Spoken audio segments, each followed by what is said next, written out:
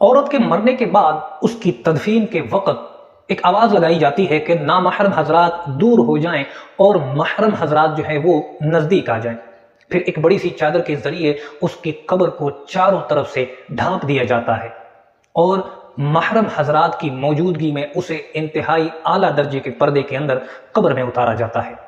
تو سوال یہ پیدا ہوتا ہے کہ اگر اسلام ایک مردہ عورت کو اتنے اعلیٰ درجے کی عزت اور اتنے اعلیٰ درجے کا پردہ دینے کا حکم دیتا ہے تو پھر اسلام کیوں کر ان عورتوں کو اجازت دیتا ہے کہ جو سرخی پاؤڈر لگا کر زیب و زینت کر کے اپنے آپ کو سجا کر لوگوں کے لیے ایک شو پیس بنا کر باہر نکل کر اپنا آپ دکھاتی ہیں؟ ہرگز نہیں،